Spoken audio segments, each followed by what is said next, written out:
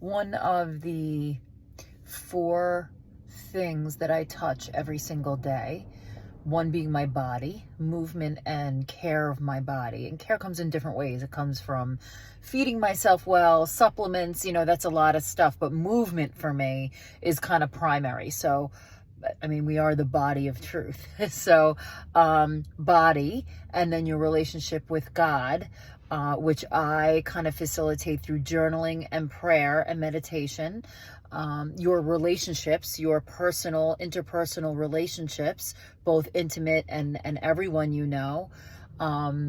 and your purpose, getting one step closer to the reason that you were put on this planet at this time, in this body, in this life. But I want to go back to being, meaning I want to go back to your relationship with God, and specifically meditation. A lot of people that I know say, I can do 3 minutes, I can do 5 minutes, but I have some trouble. And I just want to tell you a couple things that enable me to really kind of drop in. I don't meditate for hours at a time. It's usually 20 minutes in the morning and 20 minutes before I go to sleep.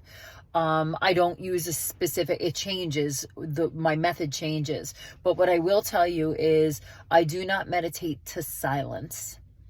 Once in a while I will, but what happens with silence with me is it activates my monkey mind, meaning that the list of what I should have said, what I should have done, what I still have to do gets turned on and activated, and I start not being able to kind of extricate myself from that. So I either have wordless music, very and you can find a million pieces of meditation music on YouTube, some that go for 6 hours with no commercials.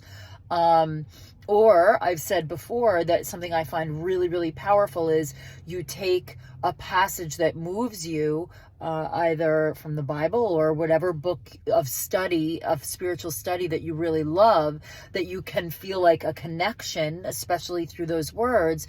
You record yourself saying them, and maybe you repeat them like a mantra, and you meditate to that. I really love the idea of you giving yourself a blessing with your own voice. I think that's really powerful. And the third thing is I have a timer set with a gentle alarm. So in 20 minutes, it goes off. So I'm not worried about, oh my God, what time is it? Oh my God, am I done? Oh my God, how long has it been? When the thing goes off is when I'm finished. So those are 3 little tips that I use to allow myself to drop in. And when I say drop in, what I think is the having the music and or the voice going allows my frontal lobe to be activated enough that I feel my body literally, for me, it almost feels like a spin. It feels like I'm both heavier and lifted at the same time. And it's harder for me to get there without something occupying my frontal lobe, or the monkey mind kicks in and all of my energy goes to, what do I have to do today? What didn't finish tomorrow? And that's not what that time is for. And the last thing I'll leave you with is, with music and with prayer comes listening. Meditation is a really beautiful time for you to listen, because it's very often where you may get a message, and very often my messages come right at the end of the meditation, right when I'm like, oh, you start to really get into it, and then my beep goes.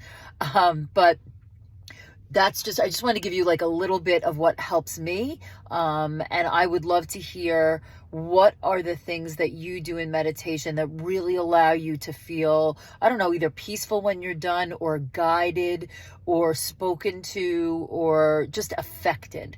I'd really love to hear about that. And you can leave that in the comments below. And I will see you tomorrow.